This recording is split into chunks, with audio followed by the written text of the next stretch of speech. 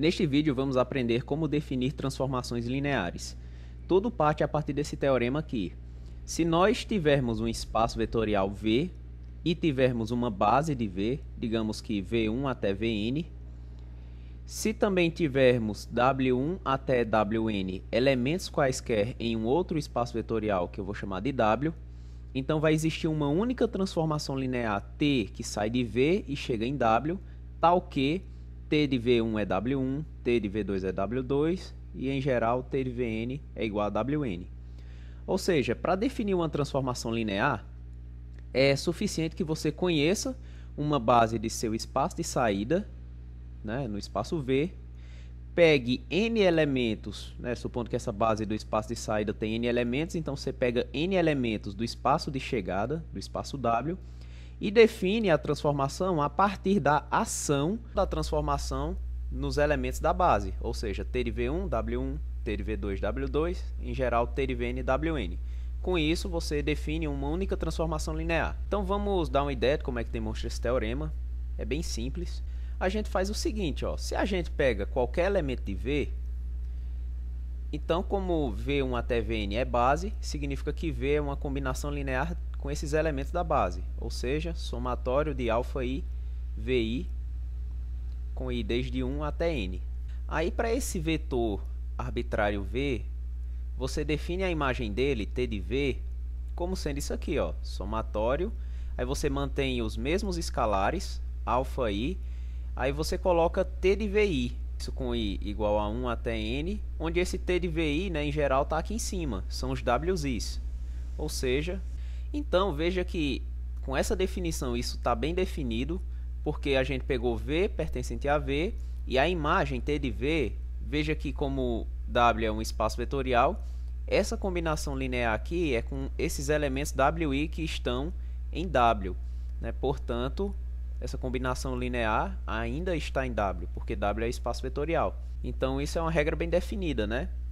Aí, outra coisa que a gente já observa de imediato é que quando a gente faz os T's aplicado nos VI's, isso aí é exatamente os WI's. Aí outro ponto é que essa T que a gente está definindo dessa forma, ela é linear. Por quê, né? Porque se eu peguei aquele V, né? Se eu pego agora V e U pertencente a V e um certo beta real, então quando a gente olha as combinações lineares, né? V vai ser somatório de αi, vi.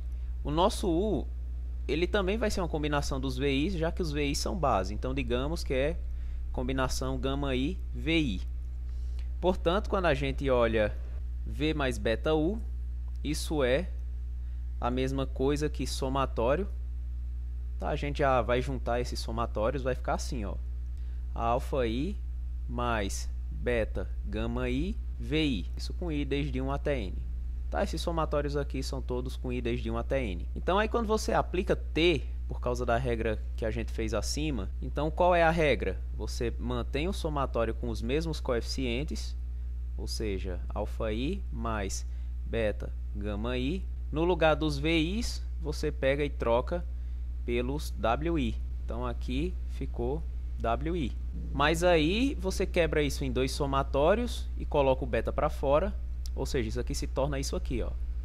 Somatório com i desde 1 até n, αi, wi, mais beta, somatório de γi, wi, com i desde 1 até n. Só que esse primeiro aqui é exatamente T de V, pela definição, né? E esse segundo é exatamente beta T de U. Então, aqui a gente tem a linearidade. Geralmente, quando a gente vai verificar que uma aplicação é uma transformação linear, a gente faz a soma e separado a gente vê que a gente pode tirar o escalar. Note que aqui eu já fiz as duas coisas ao mesmo tempo, né? Eu já verifiquei, colocando esse escalar aqui, que ela quebra a soma, né? Veja aqui que a soma está quebrada. E que ainda o escalar ele sai para fora. Veja aqui, ó, que ele pulou para fora. Isso é uma maneira mais rápida, né? Ao invés de verificar duas condições, você verificar apenas uma. Então, a gente praticamente provou o teorema, né? A gente viu que existe uma transformação linear. O que falta verificar é que essa transformação ela é única, tá? Então, só falta isso aqui. Então, vamos verificar a unicidade.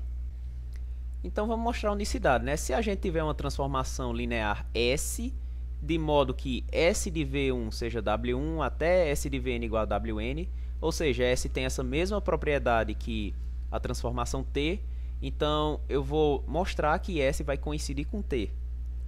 Ou seja, você vai fazer assim, ó. Você mostra que ela coincide com T em cada vetor. Então você pega V arbitrário e faz S de V.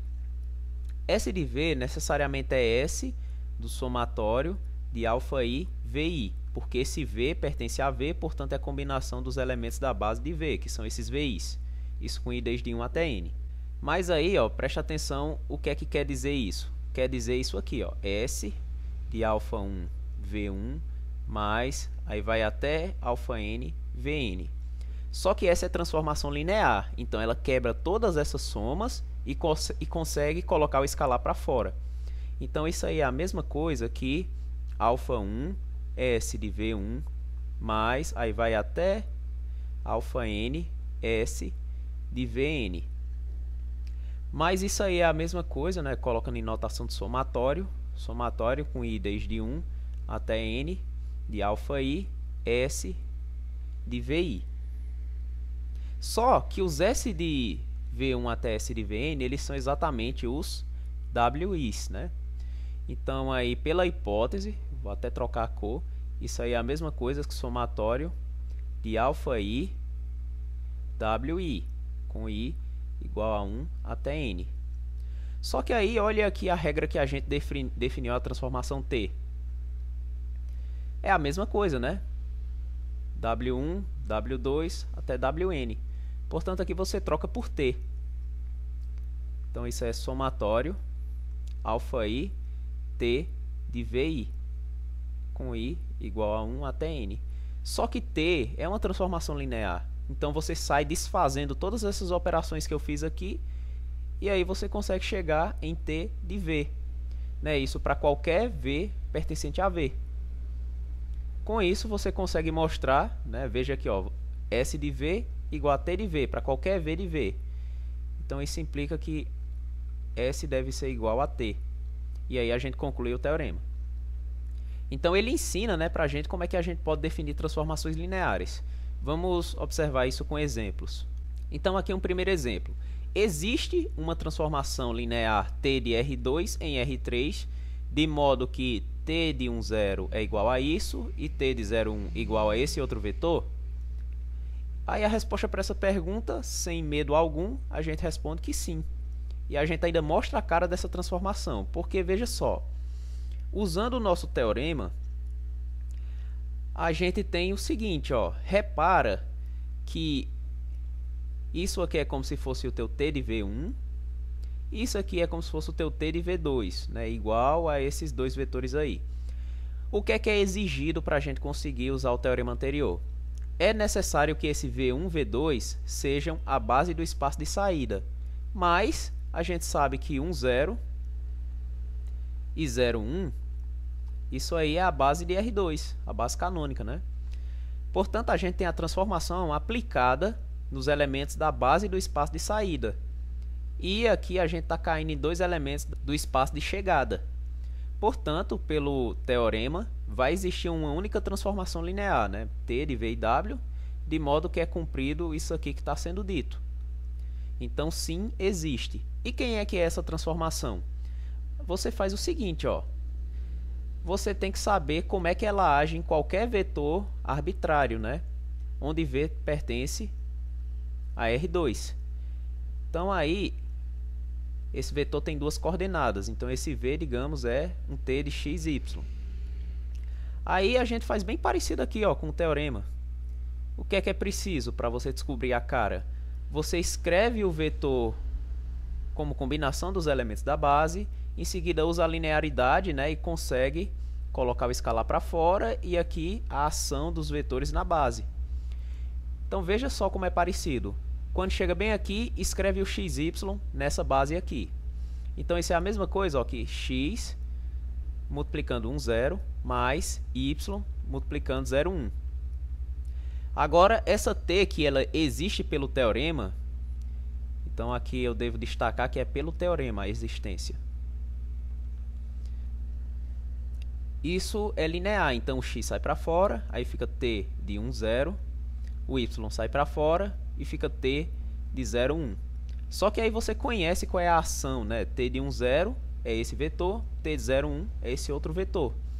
Então isso aí, ó, vira x 1, 0, 1 mais y menos 2, 1, 0.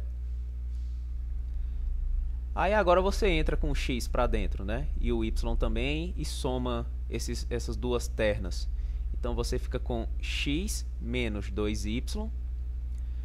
Aí aqui no meio fica apenas y e na última fica apenas x. Então tá aqui a cara, né, específica de sua transformação linear. É essa transformação aqui. No caso t de v, né, que você considerando como xy, vai ser isso aqui. E outra coisa bem importante, né, que o teorema ainda garante que essa transformação linear que a gente escreveu aqui, ela é a única, de modo que quando você faz t de 1, 0, chega nesse vetor, e de quando você faz t de 0, 1, você chega nesse vetor. Ela é a única transformação linear tal que isso acontece, tá bom? Agora um outro exemplo. Esse exemplo aqui ele é interessante para que a gente saiba as limitações desse teorema aqui que a gente escreveu, né? Esse teorema, veja que é a hipótese necessária de que você tenha uma base no espaço de saída para que você tenha a existência da única transformação linear. Aí nesse exemplo vamos perceber o seguinte: se a gente não estiver agindo em vetores da base, é possível definir a transformação linear? Aí esse exemplo aqui vai mostrar que em geral não, que não é possível. Porque veja só, eu estou fazendo aqui a ação no vetor 1, 1. Então eu estou mexendo com esse vetor aqui. Aí quando chega bem aqui nesse outro, eu estou mexendo com o vetor menos 1, menos 1. Quando você olha eles dois, 1, 1, menos 1, menos 1, você olha eles em conjunto, isso não é base de R2. E por que não é base de R2? Porque são LD, né? Basta você pegar o primeiro e multiplicar por menos 1 que você chega no segundo, né? Isso porque são LD. Então, eu vou mostrar aqui para vocês que não é possível fazer disso aqui uma transformação linear a partir da definição em vetores LD. Então, aqui é uma observação. Então, aqui é essa observação, né? Para definir uma transformação linear, nós precisamos realmente ter uma base, ou pelo menos um conjunto Li, que isso aqui é uma situação que eu vou mostrar já já para vocês, no espaço de saída. Quando você tiver um conjunto LD, não vai ser possível definir, tá?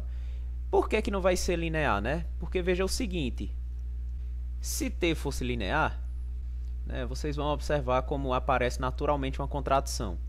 A gente teria o seguinte, ó, a gente tem por um lado que T de menos 1, aqui pela hipótese, né, isso é igual a 2 menos 3 menos 2.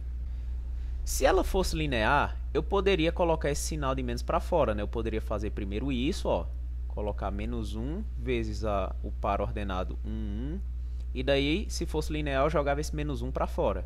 Então, isso poderia se tornar esse menos t de 1, 1.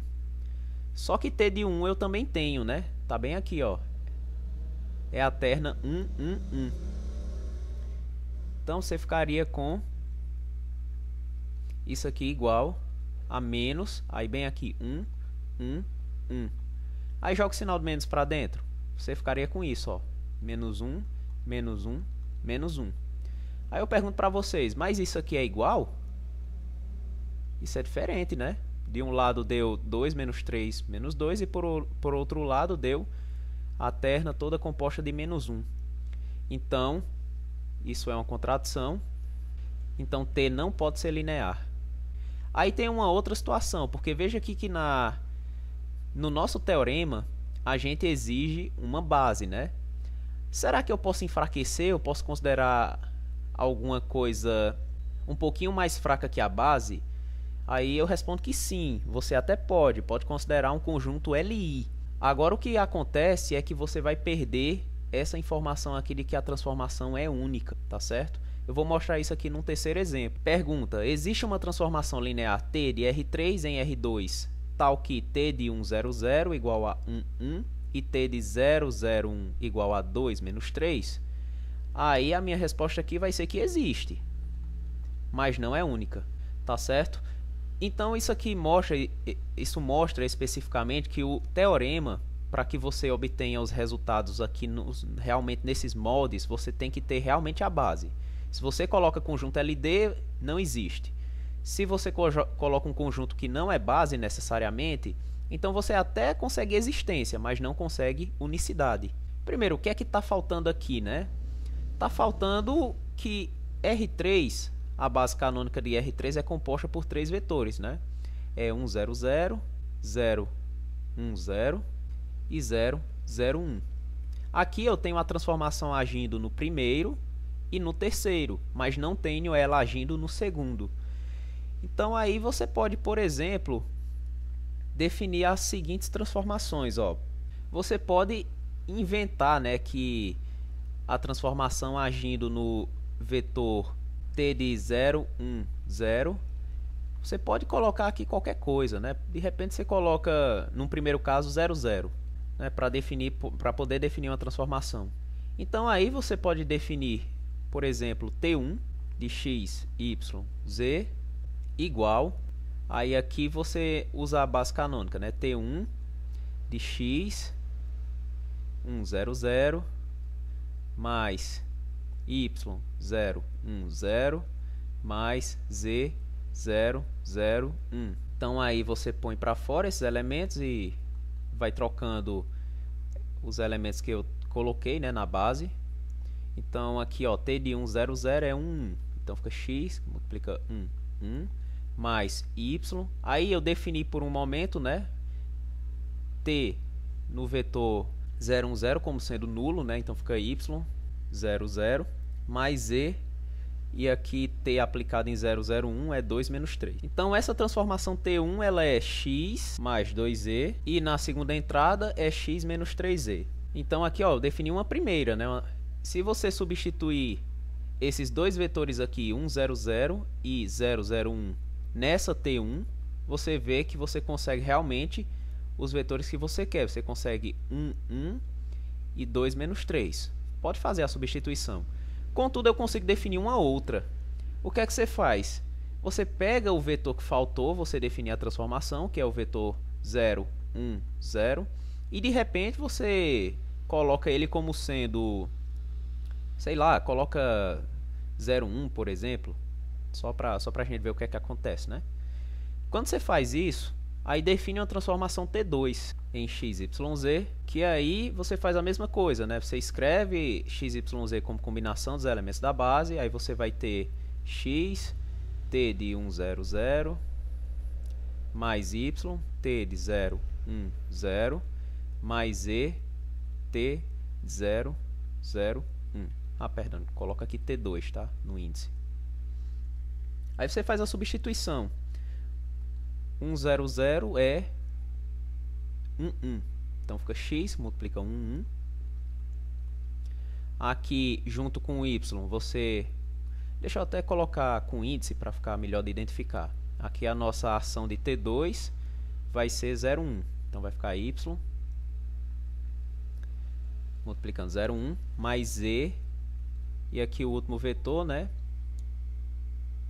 é 2 menos 3. Então, nesse caso, né, quem é que vai ser o resultante? Vai ser x mais 2z, e aqui vai ser x mais y menos 3z. Aí veja como essa daqui também é tal que quando você faz ela no vetor 1, 0, 0 e em 0, 0, 1, você chega onde quer. É só substituir, ó. Vamos lá, T2 em 1, 0, 0. Aí troca x por 1, y por 0 e z por 0. Então você vai ficar exatamente com 1, 1. E agora faz T2 no último, que é 0, 0, 1. Troca, no caso, z por 1 e o restante por 0. Então vai ficar 2 menos 3. Que é exatamente como a transformação daqui de cima, né? Como ela pede. E aí o que é que aconteceu? Você conseguiu definir duas transformações lineares, né? Pelo menos duas. Aqui de fato você consegue infinitas, porque você pode fazer a escolha da transformação aplicada no vetor que faltou para completar a base do jeito que você quiser. Você pode colocar aqui, ó, a gente escolheu nesse caso 0, 0 e na outra a gente escolheu 0, 1. Mas você poderia ter colocado qualquer outro vetor.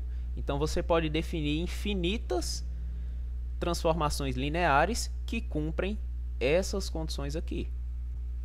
Então veja que se a gente retirar a hipótese de termos uma base, aqui a gente só tem um pedaço de uma base, né? A gente tem dois vetores, mas faltou no vetor do meio, né, para completar a base, faltou a transformação ser definida para esse daqui especificamente. Então a gente não tem unicidade, tá certo? É isso que eu quis mostrar com esse exemplo. E agora um exemplo um pouquinho mais elaborado, né? Queremos definir uma transformação T de R2 em R2 que represente uma reflexão através dessa reta, né, y igual a menos 2x, que é essa reta representada aqui em vermelho, tá? Ou seja, a gente quer uma transformação linear, de modo que quando eu pegue um vetor, a imagem desse vetor seja a reflexão do próprio vetor por essa reta y igual a 2x. Então aqui eu vou escrever brevemente uma ideia, só para a gente ter intuição de como é que a gente resolve esse problema. Vamos imaginar um problema um pouquinho mais simples. Imagina que aqui você tem o eixo xy e que, dado o vetor v, você quer fazer uma reflexão aqui pelo eixo y, né? Então, se você tem v bem aqui, você quer uma transformação linear de modo que t de v seja a reflexão pelo eixo y. V deve ser um vetor, né, de coordenadas xy, portanto, t de v, nesse caso, é bem simples de escolher, né? Você escolhe exatamente menos x, y. Mas essa interpretação que a gente está tendo aqui, dessa ideia, né, da reflexão, é graças ao sistema canônico, né, que a gente usa aqui, que é dos vetores 1, 0 e 0, 1. Né? Então, a gente entende que para fazer uma reflexão, é você trocar, né, essencialmente aqui nessa coordenada, ao invés de 1, 0, coloca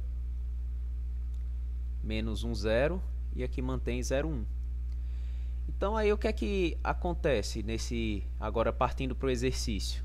Partindo para o exercício, a ideia essencialmente vai ser a mesma. Agora a questão é que você está refletindo a partir dessa reta y igual a menos 2x. Só que aí você vai ter que construir uma base, né, de modo a... É como se você fizesse uma rotação aqui, né, no seu sistema cartesiano convencional. Você vai considerar como novos eixos do seu sistema cartesiano esses aqui, né, marcando com essa reta que eu coloquei de vermelho agora, né, que faz 90 graus com essa reta y igual a 2x. Então você vai considerar como novo sistema de coordenadas esse daqui. Mas para isso a gente precisa saber construir uma base desse novo sistema de coordenadas. Como essa reta aqui é y igual a menos 2x, então você constrói o vetor diretor dela. Se você reparar, né, você pode, por exemplo, considerar x igual a menos 1, por exemplo. Então, o vetor correspondente a menos 1 é y igual a 2. Então, aqui, vetor diretor da reta é exatamente o vetor menos 1, 2. E aí, como é que você constrói essa daqui que eu marquei com 90 graus? Basta pegar como sendo o vetor normal dessa reta. Então, você considera um outro vetor, no qual você faz o produto interno com esse daqui e ele dá zero. Então, que vetor é esse? Você pode considerar, né, por exemplo, vetor normal, a y igual a menos 2x. Você pode considerar, por exemplo, 2, 1. Porque quando você faz o produto interno, né, menos 1, 2, interno com 2, 1, isso vai dar menos 2 mais 2, que é igual a zero, né? Só multiplicar os correspondentes e somar. Então aí, primeira coisa que você deve perceber, juntando esses dois, será que eu tenho uma base, né? Aí agora é a primeira afirmação. Menos 1, 2, 2, 1 é base de R2. Né? De fato, basta olhar que eles são LIs, né? Porque a base de R2 tem dois elementos, se você tem um conjunto LI com dois elementos de R2, né? Então ele também é base. Então faz a combinação linear nula, 0, 0, igual a, por exemplo, alfa, menos 1, 2, mais beta 2, 1. Isso dá um sisteminha linear, né? Menos alfa mais 2 beta igual a 0, 2 alfa mais beta igual a 0. Por exemplo, multiplica o de baixo por menos 2, soma com o de cima, você vai obter que alfa é igual a zero. Então, consequentemente, o beta vai ser zero e a afirmação está ok. Está aprovado. O conjunto realmente é Li, portanto é uma base de R2. Então, usando agora a ideia do teorema, nós vamos definir a nossa transformação linear, que vai ser a seguinte, ó. Deixa eu colocar aqui, isso é parte importante, né, do resultado, é definição da transformação linear. Ela vai fazer o seguinte, essa transformação linear. Ela vai, primeiro de tudo, ela vai agir nessa nova base aqui que eu construí aqui acima. Ela vai agir nessa base. Ela vai fazer o seguinte, ó, quando você está sobre essa reta y igual a menos 2x, a aplicação de reflexão vai ser ela mesma, né? O vetor que está aqui acima dessa reta, a reflexão é o próprio vetor. Quando você fizer t em menos 1, 2, isso é o próprio menos 1, 2, tá certo? E quando você estiver nessa outra aqui, que é a reta normal, essa reta y igual a 2x, quando você pega um vetor, por exemplo, bem aqui, aí a reflexão, aqui sim, né? Na hora que você aplica ela, ela joga o vetor lá para o outro lado, ó. Joga nesse de cinza. Então, a aplicação, quando você faz nesse vetor normal, ou seja, t de 2, 1, isso é exatamente menos esse vetor, né? Que é a mesma coisa que menos 2, menos 1. Então, essa é a aplicação. Aí, agora, qual é o problema, né? O problema é que você está trabalhando nessa nova base aqui de R2. Então, significa que para escrever a transformação linear, você tem que saber escrever os elementos de R2 como combinação nessa nova base aqui. Então, aí, a gente quer descobrir quem são os coeficientes, né? A gente faz xy igual a alfa menos 1, 2, mais beta 2, 1. Então aí isso é um sistema linear, né? Menos alfa mais 2 beta igual a x e 2 alfa mais beta igual a y. Aí agora vamos resolver o sistema, né? Daqui, por exemplo, da primeira linha você pode concluir, né, que o teu alfa vai ser igual a 2 beta menos x. Né? Você passa o alfa para um lado e o x para o outro. Daí você substitui na linha de baixo. Então você vai ficar com 2 vezes 2 beta menos x mais beta igual a y. Então, concluindo aqui na outra página, você vai ter 5 beta, voltando para lá, né? Menos 2x, e isso é igual a y. Então, significa que beta vai ser 2x mais y sobre 5. Aí agora a gente descobre quem é alfa, jogando na equação de cima.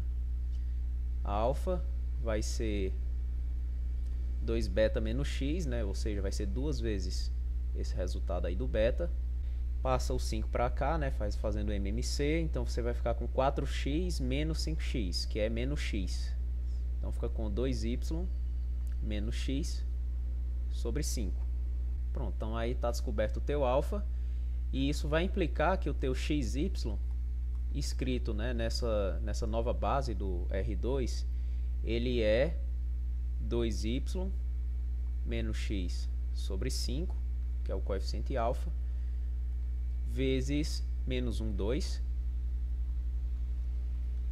mais, aí agora o coeficiente beta, que é 2x mais y sobre 5, que multiplica 2, 1. Aí agora aplica t na tua transformação linear. Aplicando t, você tem o seguinte, ó, t de xy, aí os coeficientes saem para fora, né, porque ele é linear, vai ser 2y menos x sobre 5, t em menos 1, 2, mais 2x mais y sobre 5, t de 2, 1. Aí veja aqui como eu defini a minha transformação linear, né? T de menos 1, 2 vai no próprio, menos 1, 2, e t de 2, 1 vai em menos 2, menos 1. Então, aqui vai ser 2y menos x sobre 5, menos 1, 2, mais 2x mais y sobre 5. E aí, t de 2, 1 é menos 2, menos 1. Então, aí vamos entrar com os coeficientes, né, e vamos organizar. Você vai ficar com menos 2y mais x, menos 4x, menos 2y, tudo sobre 5. E a segunda entrada vai ser 4y menos 2x, e nessa outra vai ser menos 2x, menos y, tudo sobre 5. Então, aqui fica o seguinte, ó, fica menos 3x, menos 4y sobre 5, e na segunda entrada vai ficar menos 4x, mais 3y sobre 5. Pronto, então está aqui explícito, né, a forma de nossa aplicação de reflexão, através da reta L igual a menos 2x. Tá certo? E com isso a gente termina esse vídeo.